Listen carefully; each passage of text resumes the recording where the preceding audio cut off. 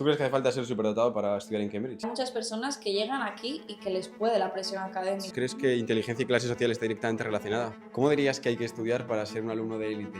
Muchas personas dejan la carrera durante unos años para centrarse en recuperar su salud mental y poder volver a afrontar el último año de carrera. ¿Crees que hay más gente rica o más gente inteligente? Una vez que estás aquí, entiendes por qué vende tanto el nombre, porque es una educación muy buena. Y además la gente que sale de aquí de verdad sabe. El coeficiente intelectual medio de un estudiante en Cambridge ronda 125 puntos. Y ahí ya empecé a estresarme un montón, lloraba todos los días, ataques de pánico, sentir que no iba a llegar. Esta es mi amiga Amaya. Amaya es una joven española que decidió estudiar bachillerato francés, economía en Inglaterra y actualmente un máster en la prestigiosa Universidad de Cambridge. En otras palabras, una fuera de serie. En este vídeo te voy a contar cómo es un día en su vida en Cambridge y las experiencias que ha vivido con respecto a estudiar en Inglaterra, sus altas capacidades y la exigencia extrema de la Universidad de Cambridge. Si quieres saber cuántas horas estudia, cómo son sus compañeros de clase, cómo ha llegado hasta aquí o su opinión sobre temas muy interesantes, quédate en este vídeo hasta el final. ¿Tú crees que hace falta ser superdotado para estudiar en Cambridge? No creo, bueno, no te piden el coeficiente intelectual para entrar, con lo cual no creo que necesariamente necesites ser superdotado. Sí. Pero sí que es verdad que es un ambiente que requiere mucha capacidad intelectual, porque requiere una presión y una capacidad de abstracción y una capacidad de estudio y de esfuerzo bastante alta, que normalmente suele ligarse a personas que tienen un grado más alto de inteligencia. De hecho, hace poco estuve leyendo un estudio que decía que el coeficiente intelectual medio de un estudiante en Cambridge ronda los 125 puntos. Muy por encima. Ya, porque son casi dos desviaciones estándares por encima de la media, porque la media global está en 100 y probablemente la media española esté alrededor de 90-95. Entonces... Y los superdotados es 136. Sí. O sea que es prácticamente... Claro, entonces es prácticamente superdotación. Con lo cual, a ver, es el nivel medio y también es un estudio que no sé cómo de fiable era, pero sí que creo que habiendo estado en otra universidad en Reino Unido, cuando comparas el nivel y cuando hablas con las personas de tu clase o también en general de la universidad, se nota que son personas en general mucho más inteligentes. ¿Cómo dirías que hay que estudiar para ser un alumno de élite? Ya sea en tu propia universidad, para venir aquí o lo que sea. ¿Qué crees tú que son las claves para estudiar, para ser un alumno de élite? Depende. Yo anteriormente creo que no he estudiado en mi vida tanto como estoy estudiando ahora. Sí.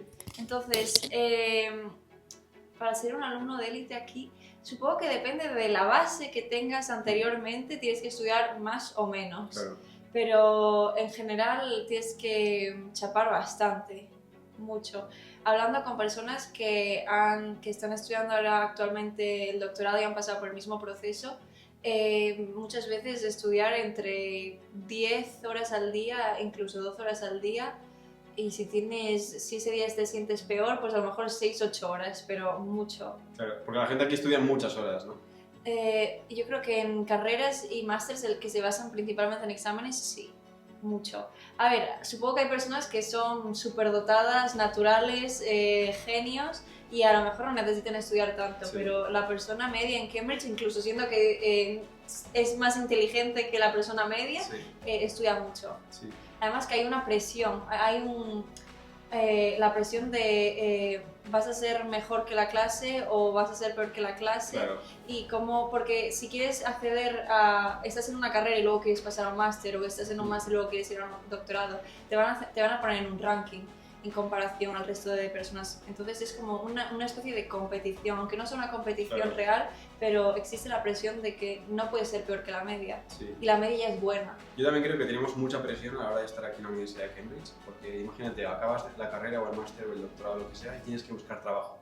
Únicamente te vas a contentar con los trabajos que sean muy top. Porque si vienes de la Universidad de Cambridge y vas a un trabajo, digamos, normal, que quizá antes de venir aquí hubiera sido increíble para ti, lo vas a estar viendo como un fracaso. Tú vas a creer que el resto de personas lo ven como un fracaso cuando no tiene nada que ver. O sea, ya has estudiado en la Universidad de Cambridge, aunque vayas a una empresa que sea normal, que no sea de las mejores del mundo, está súper bien. Claro. Pero al estar estudiando aquí, tenemos esa presión interna y externa que nos hace pensar que si no, es un fracaso. Yo creo que el mayor miedo que tienen las personas cuando vienen aquí, y que muchas veces es una presión autoimpuesta, es el miedo al fracaso, el miedo a no cumplir las expectativas. Exacto. De venir aquí y triunfar, porque mucha gente tiene la perspectiva de voy a ir allí y voy a triunfar, y hay una presión autoimpuesta, y al final hay un montón de gente que vas a clase y te piensas que todo el mundo está entendiendo todo y que todo el mundo le parece todo fácil, pero cuando empiezas a hablar con las personas te das cuenta de que no es así, que al final la gente que está aquí son humanos, no son ordenadores, y también les cuesta, y también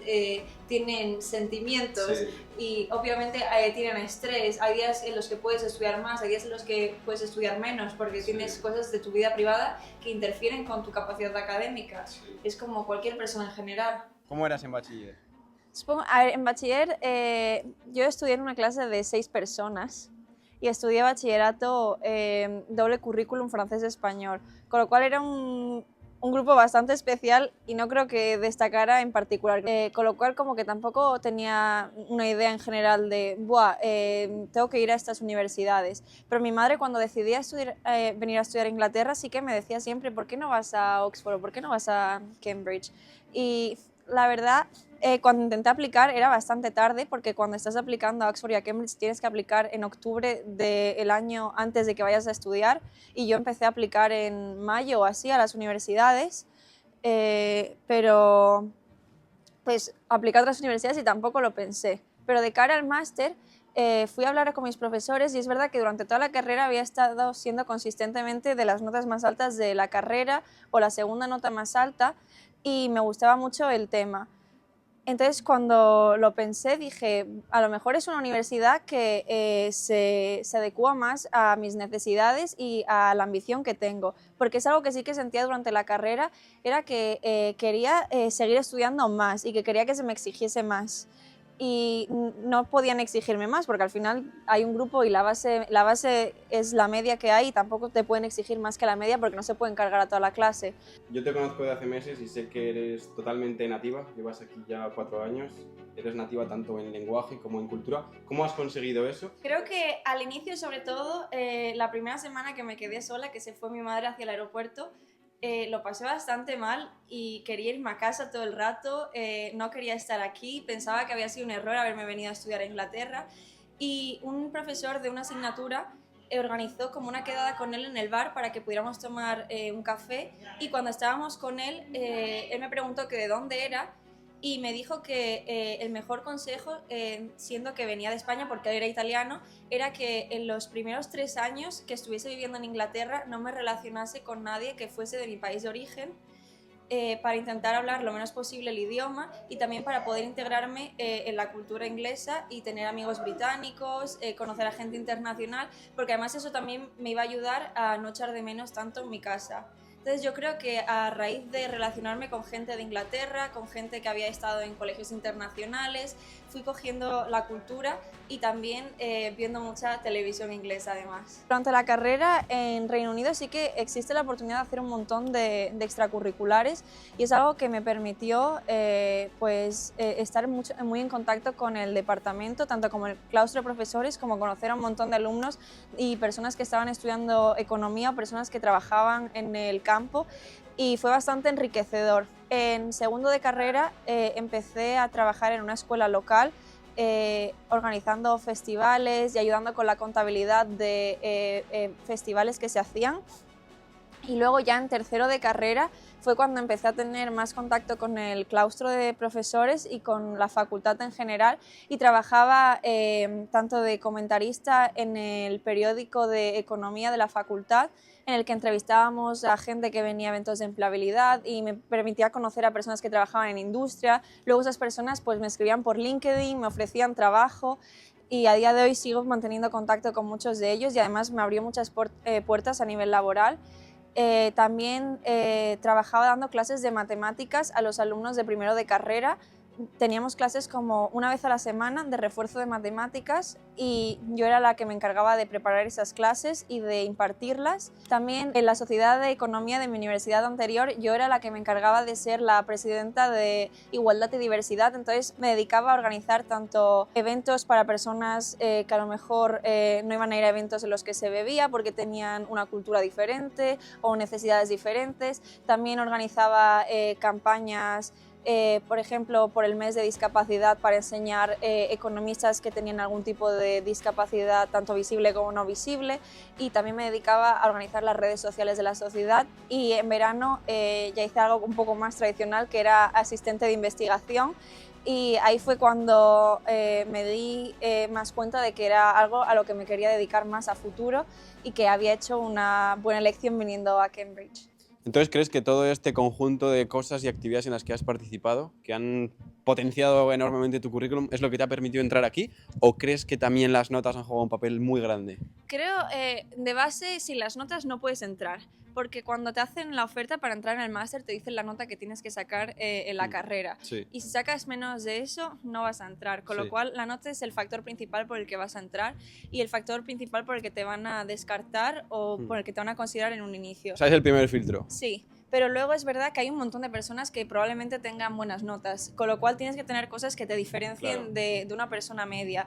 Y si no vienes de universidades que son el top 3 o el top 5 en Inglaterra o en Europa, necesitas tener otras actividades que te distingan de personas. De hecho, yo muchas de estas actividades las empecé a tomar a raíz de hablar con mi tutora académica y que le dije, ¿qué necesito para entrar en Cambridge? Y me dijo, bueno, las notas ya las tienes, pero te aconsejo que empieces a hacer actividades dentro de la facultad. Claro, a mí muchas veces me hacen estas preguntas a raíz del canal de YouTube y yo siempre digo lo mismo, que las notas son importantes, es importante tener un buen currículum porque quieren aquí tener estudiantes excelentes, pero ni mucho menos es lo más importante porque es únicamente un filtro. Lo que luego va a determinar si te van a coger o no, si te van a dar la beca o no, es lo que tú hayas hecho adicionalmente. Yo igualmente vengo de una universidad muy pequeña en España que tiene menos de 30 años, luego me fui a Holanda y es verdad que la universidad es de las 60 mejores del mundo, pero tampoco es Harvard ni ninguna universidad súper grande. Entonces lo que tienes que hacer realmente es hacer actividades que te mejoren el currículum, que te hagan parecer una persona, no parecer una persona, sino que te hagan desarrollar unas habilidades más interesantes de cara a la universidad para que luego puedas explotarlas aquí. Claro, eso es lo que digo. Obviamente, si tienes la nota más alta de la carrera viniendo de Harvard, pues probablemente no importe lo que tengas en el currículum y entres de forma fácil. Pero si no te puedes distinguir del estudiante medio con buenas notas, teniendo buenas notas, porque hay mucha gente con buenas notas, creo que lo más importante es demostrar que eres una persona que tiene ambición y que quiere hacer cosas. Entonces, construir un currículum que se adecue a lo que quieras construir y luego cuando estés aplicando poder saber cómo linkear esas actividades que tú has hecho a las ambiciones que tienes y explicar cómo te han ayudado a construir tus prospectos profesionales y tus prospectos de futuro. Creo que eso es lo más importante, más que las notas. Creo que más que estresarse en tengo que sacar un 100 o tengo que sacar un 10 de 10, tengo que ser la persona con la mejor nota de la carrera. ¿Qué ayuda? Sí, ayuda un montón, pero también puedes ser la persona, si eres la persona con la segunda o la tercera nota de la carrera y tienes mucha más experiencia, al final te van a coger a ti sobre la persona que tiene la nota más alta, siendo que la diferencia no sea muy grande, obviamente. Es diferenciarte para ser una persona, entre comillas, especial, porque es lo que buscan aquí, y luego saber venderte de la forma que ellos quieren ver. Sí, lo más importante yo creo que es saber venderte. Exacto. Más que lo que hayas hecho, muchas veces es creer en ti mismo, creer en tus habilidades y venderte como una persona que es capaz de estar aquí y que es capaz de utilizar esta oportunidad para luego hacer cosas. Si estás interesado en investigar o estudiar becado en la Universidad de Cambridge, ve a la descripción porque estoy ofreciendo un servicio de asesorías para ayudarte a cumplir tus sueños. Primera llamada gratuita, link en la descripción. ¿En qué momento te diste cuenta de que tenías capacidades más elevadas que la media cuando estabas estudiando en la otra universidad de Reino Unido para ser capaz de luego venir aquí a Cambridge y poder entrar? No pensaba sabía que sacaba buenas notas, pero tampoco pensaba, ¡buah, soy la mejor de la clase, voy sobrada, voy a ir a Cambridge! De hecho, no tenía pensado venir a Cambridge porque la verdad me da un poco como de tirria, me parecía que era demasiado snob y que la gente era muy creída y que además era un ambiente de demasiada presión. Entonces ¿Lo crees ahora? Que la gente es creída. No, no tanto. O sea, la gente es mucho más normal que lo que creía. No sé a nivel de carrera, pero a nivel de máster la gente en general es gente mayor con su propia vida, gente que está casada, entonces les da igual. Luego hablaremos de eso. Sí. Entonces, no es que me creía hecho mejor ni nada, sino que tenía buenas notas y hice una lista de las universidades. Yo simplemente busqué en internet en plan top 10 másters de economía Reino Unido, Sí. y escribí los nombres en una lista, fui a preguntarle a mis profesores y mis profesores me dijeron, buah, aplica a Cambridge. Y yo pensaba que no me iban a coger, la verdad. Les dije, pero ¿cómo voy a aplicar? Que no me van a coger ni de broma. Y me dijeron, tú aplica y ya veremos. Sí. Y al final pues apliqué a 3 universidades y la primera que me cogió fue Cambridge. ¿Cómo es la gente que estudia aquí? ¿Cómo es la gente de tu clase?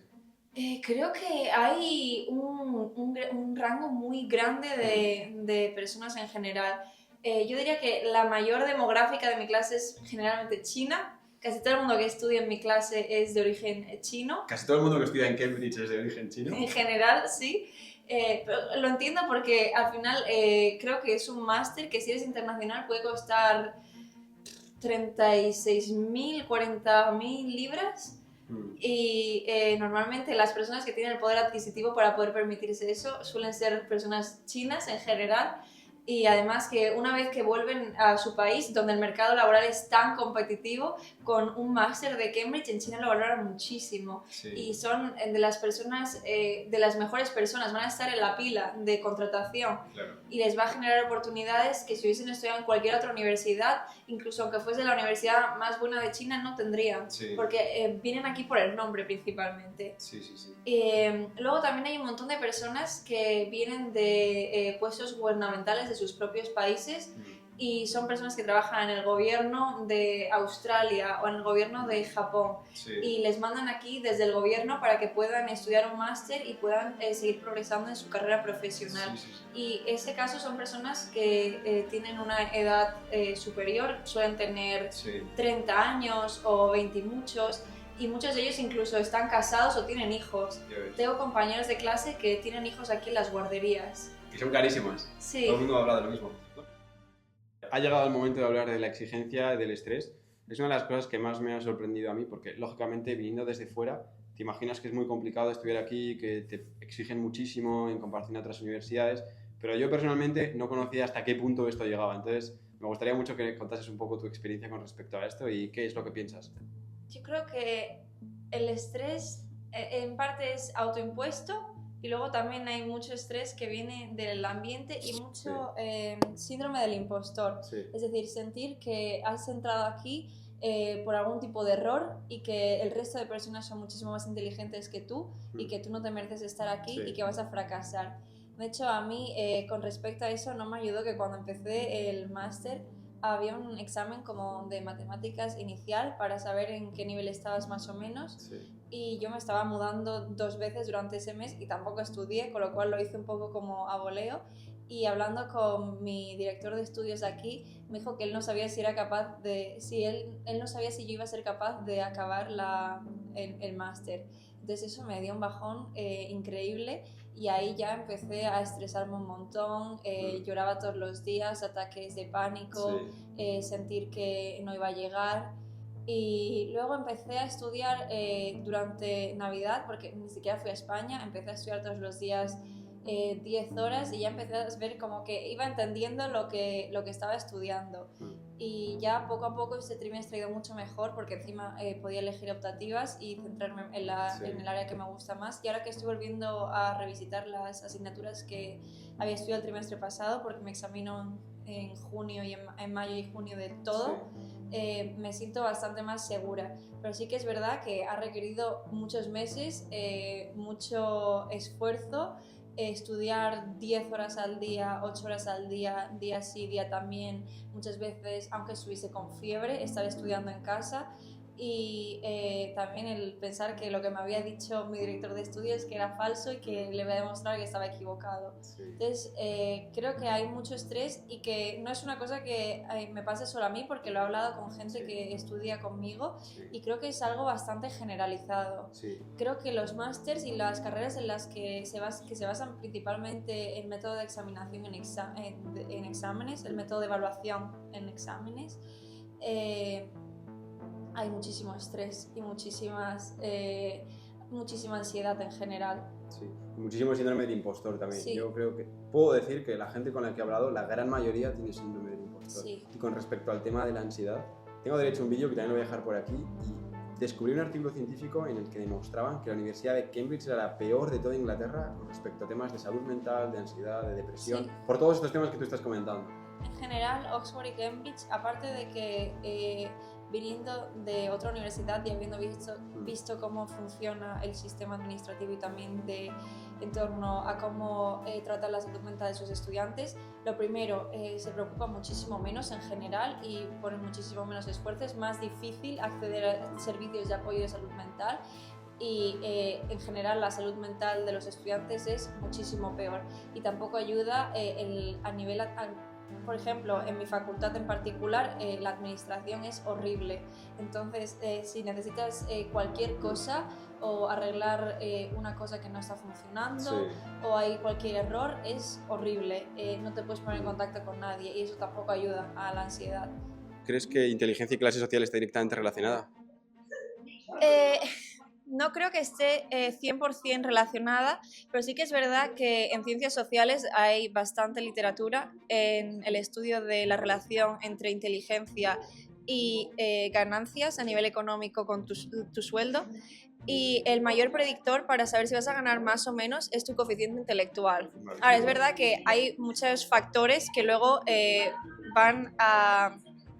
interferir dentro de la relación entre inteligencia y entre coeficiente intelectual y ganancias.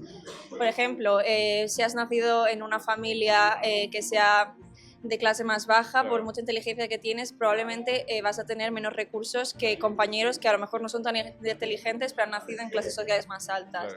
O países en los que hayas nacido, incluso anteriormente se podría atribuir cosas como género, porque mujeres no podían entrar en Cambridge por muy inteligentes que fueran, ciertas etnias y culturas en general, e incluso idiomas, porque si no hablas inglés, por muy inteligente que seas, no vas a poder venir a Cambridge, por ejemplo. Sí.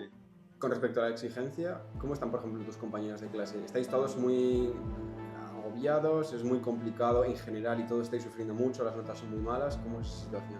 Depende un poco de los objetivos de cada persona. En el máster, al menos en mi facultad, solamente existen dos notas. Existe el aprobado y el sobresaliente o la distinción. Entonces, hay muchas personas que simplemente, por ejemplo, lo que te he dicho, personas que trabajan en gobiernos de diferentes países y que les envían aquí para que aprendan.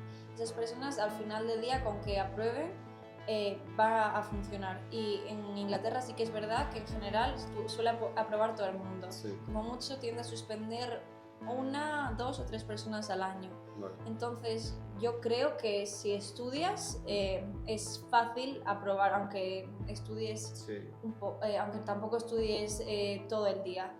Fácil dentro de, obviamente se me entiende, dentro del ámbito de estar en Cambridge, que ya has llegado aquí, que se entiende que vas a tener cierto nivel de rendimiento, claro, y que vas a tener un compromiso.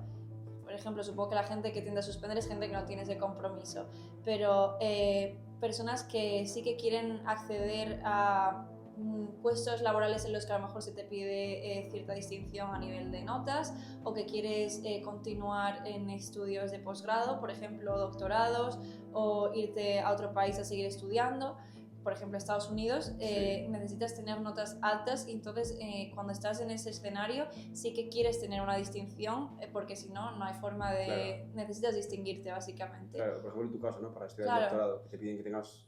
Exacto, para estudiar el doctorado me piden que tenga un sobresaliente, con lo cual ahí ya es cuando empiezas a autoimponerte la presión y a necesitar estudiar tanto, porque también existe la mentalidad de al final es la única oportunidad que tengo, es un año y después de este año ya o he sacado la nota o no he sacado la nota, pero el momento de esforzarse es ahora, no es una vez que hayan terminado exámenes, y es una oportunidad que solamente se te va a dar una vez en la vida. Claro, y sacar un sobresaliente con lo difícil que es Cambridge y específicamente tu máster de economía es prácticamente ser el mejor de la clase. Claro, normalmente suele ser poca la gente que suele sacar sobresaliente.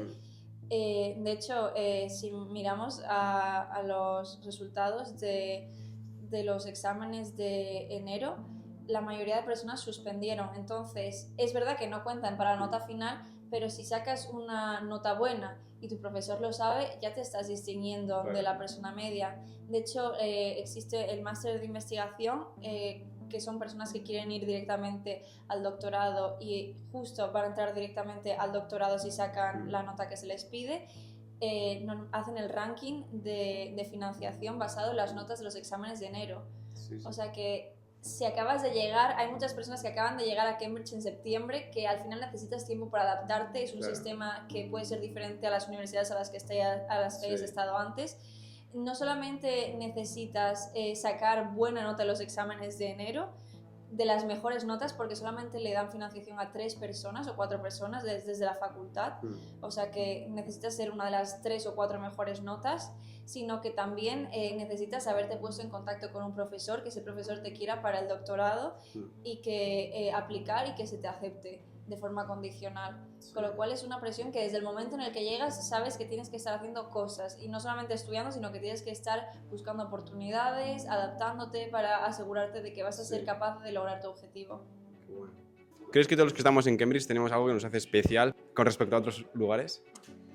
Creo que todo el mundo que viene a Cambridge de forma inicial tiene más motivación que las personas que están en otras universidades. Sí. Y eso se nota incluso cuando estás en clase, es gente que tiene ambición y tiene ganas de superarse y ganas de llegar a sitios en la vida, más que simplemente sacarse una carrera porque es lo que toca o porque tengo 18 años y quiero vivir la experiencia universitaria, que es la razón por la que mucha gente va a la universidad en Reino Unido.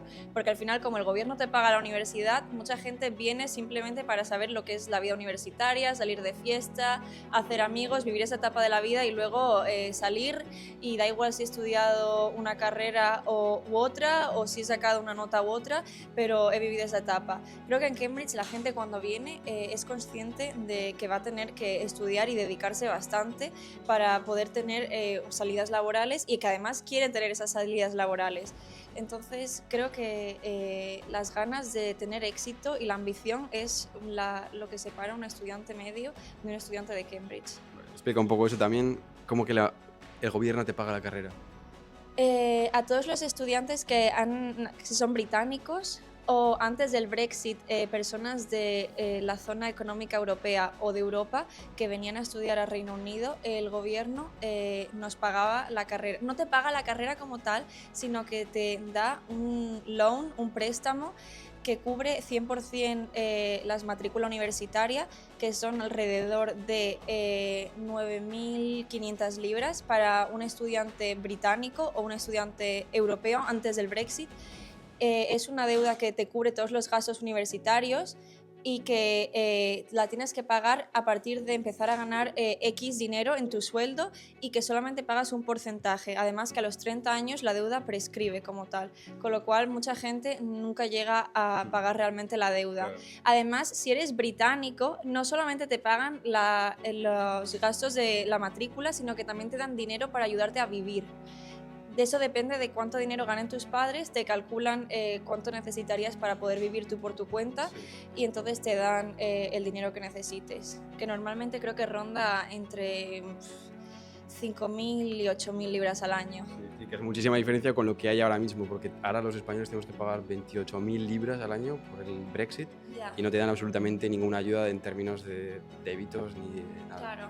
Y además que los españoles que están viniendo ahora tienen que venir aquí con visa. Exacto. Y luego cuando quieres entrar a trabajar en empresas de Reino Unido, estas empresas te tienen que sponsorizar la visa. Claro. Entonces creo que es un proceso mucho más complicado, porque por ejemplo yo tengo estatus de asentamiento, claro, y no me tienen que sponsorizar ni nada, con lo cual sí que hay muchas empresas que directamente ni siquiera cogen a extranjeros porque no les quieren sponsorizar, o agencias gubernamentales. Claro. Que eso es una diferencia. ¿Tú ahora mismo eres considerada británica, aunque eres española, en tu pasaporte, o pre-settled status?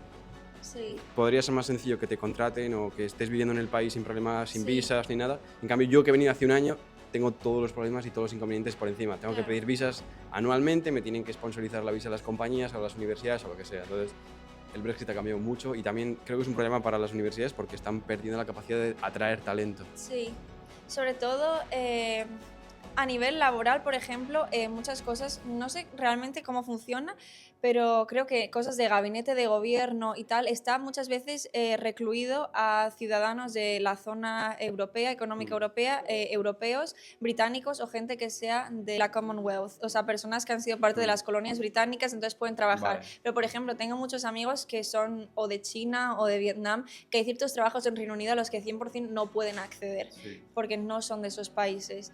Con lo cual, no sé ahora cómo funciona, si la gente que está viniendo de Europa ahora no puede hacer esos trabajos. A lo mejor el gobierno europeo ha llegado, no el gobierno europeo, Sí. a lo mejor Europa ha llegado a algún acuerdo con Inglaterra para que eso no suceda, pero sí que es verdad que ahora mismo venir a emigrar y también venir a estudiar es muchísimo más caro y muchísimo más difícil. Sí. Y que está habiendo una pérdida brutal de alumnos y que muchas universidades también están sufriendo económicamente por esta pérdida de alumnado extranjero, porque al final es una inyección de dinero para la economía. El otro día me dijo un amigo que conoció a la princesa de Liechtenstein, o sea, que está estudiando directamente aquí en la Universidad de Cambridge. ¿Tú has tenido otras experiencias conociendo gente de la élite, vamos a decir, estudiando en ese tipo de universidades? Creo que en Cambridge no he conocido a nadie como tan importante ni tan rico en general, pero a Reino Unido, por regla general, sí que viene gente con bastante poder económico y bastante poder social de muchos países. Por ejemplo, una de mis amigas más cercanas, en la universidad en la que estaba antes, en la UEA, su padre es ministro de Medio Ambiente en Vietnam. Ostras. Ya. Y de hecho vive como en una urbanización que es solamente para hijos de políticos y cosas en plan muy guay. Y también tenía un amigo de un amigo que, por ejemplo, por su cumpleaños le regalaron su familia un jet porque su familia eran como petroleros en Azerbaiyán, entonces por su cumpleaños le regalaron un jet privado. Con lo que hay gente que tiene mucho poder que tiende a venir a estudiar a Inglaterra en general y luego supongo que dependiendo de cómo se aplicaban en el instituto, si estudiaban más o menos, pues irán a universidades que tienen mayor ranking o menos ranking. Por ejemplo, en la Universidad de Navarra, yo sé que estudiaba la hija de Figo, o sea, es gente famosa, pero lo que estoy viendo aquí en Cambridge y las personas que estoy conociendo, lo que me están contando también, es que estudia gente literalmente de la élite, de casas reales, gente políticos, sobre todo, la mayoría de políticos que hay en Inglaterra y en otros países vienen sobre todo a estudiar a Cambridge. ¿Tú crees que hace falta tener mucha capacidad mental, mucha capacidad intelectual para venir a estudiar aquí? Lo de los políticos sí que es cierto, sobre todo políticos del Partido Conservador, está la tradición de que suelen estudiar política, filosofía y economía en Oxford. Sí. Pero sí que es verdad que esos políticos en su mayoría también han ido a los colegios privados más top de Inglaterra. Claro. Entonces habrán tenido como de las mejores educaciones que existen. Creo que en general, por lo que estamos hablando de las casas reales, no sé si Cambridge realmente metería, a lo mejor con la familia real británica pueden hacer excepciones, no lo sé, pero en términos de Europa u otros países del mundo, no creo que se la jugarían a meter personas que tengan notas catastróficas en bachillerato. Sí. Yo creo que al final, porque la prensa sería muy mala y tampoco le favorecería a la familia real porque sería como, mira, están poniendo a esta persona aquí a dedo y no tiene capacidades, la futura realeza de este país no tiene capacidades intelectuales. Yo creo que lo que pasa es que estas personas pueden permitirse pagar de las mejores educaciones del mundo. Claro. Y al final, cuando estás pagando de las mejores educaciones del mundo, a un chaval de 16, 17 años tampoco le puedes preguntar cosas súper difíciles. Si tú piensas en selectividad, lo que estabas estudiando comparado a lo que sabes a día de hoy, te parece una tontería. Claro, sí. Entonces, creo que si te puedes permitir pagarle de las mejores educaciones del mundo a cualquier persona, la mayoría de personas serían capaces de entrar en estas universidades probablemente. Sí. No, llama mucho la atención porque, por ejemplo, el rey de España actual, sé que estudió en la Universidad Politécnica de Madrid, Sí. pero llama mucho la atención que muchísimos países vengan todos congregados a Inglaterra, y sobre todo universidades como Oxford o Cambridge que tienen mucho prestigio. Claro, o sea, al final la tradición y el nombre de Oxford y Cambridge en general vende un montón. Y la educación, además, una vez que estás aquí, entiendes por qué vende tanto el nombre, porque es una educación muy buena. Sí. Y además es exigente, con lo cual te aseguras que la gente que sale de aquí es gente que de verdad sabe. Sí. Entonces, por esa parte entiendo que venga gente de todo el mundo. Y en general la educación en Inglaterra es muy buena comparado con otros países. Hay mucha gente que sus padres están o metidos en política o están metidos en banca en general y vienen de tradición familiar. Y luego también un montón de gente eso, de puestos gubernamentales que les envían aquí. O incluso tengo uno que es muy curioso, que tengo un compañero que es de las Islas Seychelles Hostia. que viene aquí porque solamente hay una universidad en todo el país, en las Islas Seychelles, y la universidad como que el gobierno les subvenciona a los estudiantes para que vengan a Inglaterra a estudiar. Ah, como a los chinos. Sí, pero en el caso de las Islas Seychelles porque no hay universidades allí, entonces Ya ves. tienen que ir a otros sitios. Sí, sí, Y sí. él está aquí, pues eso, estudiando, subvencionado por el Sí. gobierno. Sí, sí, sí, qué bueno. También con respecto al tema de los chinos, hace poco grabé un vídeo que lo voy a dejar por aquí, que es hablando sobre todas estas cosas también. Pero quería preguntarte también con respecto a esto. ¿Crees que la clase social, en este caso de la gente que está viniendo a estudiar a Cambridge, y el networking que tú puedes hacer en Cambridge es directamente proporcional? Es decir, ¿crees que por tener una cierta clase social no vas a poder acceder a ciertos círculos? En Cambridge, en general, diría que sí y que no. Puedes acceder a las personas porque al final esas personas van a salir a la calle, tienen que ir a clase, tienen que estar en contacto. A lo mejor están en tu college, te los encuentras en el comedor Sí. o en la zona común de tu college o vais a un evento. Pero luego es verdad que hay muchos eventos en los que tienes que pagar. Cambridge es muy famosa por las Mayballs, por ejemplo, que son eventos que te pueden costar hasta 600 libras una noche. Obviamente esos eventos, Sí. si vienes de ciertas clases sociales, no vas a ser capaz de permitirte entrar. Sí. Y a lo mejor en ese caso tus capacidades de networking se ven reducidas, pero diría que puedes seguir accediendo a personas Sí, importantes. sí, sí, Porque sí. al final vienen muchos empleadores, vienen muchas personas importantes de áreas y esos eventos en general suelen ser públicos. Un compañero en mi clase que fue a Eton, que es el colegio privado más caro de Inglaterra, que además es solamente para hombres y es el colegio en el que suelen estudiar los primeros ministros británicos y la familia real, Hostia. los varones. Entonces, ¿crees que para estudiar en este tipo de universidades como Cambridge, Oxford, crees que hay más gente rica o más gente inteligente? No sé una estadística en general de cuánto porcentaje es talento puro y qué porcentaje es dinero. Pero lo que sí que es verdad es que normalmente el dinero te da poder, te da acceso a una mejor educación. Y el tener una mejor educación va a impactar en tus capacidades en general. Con lo cual creo que hay una simbiosis entre las dos.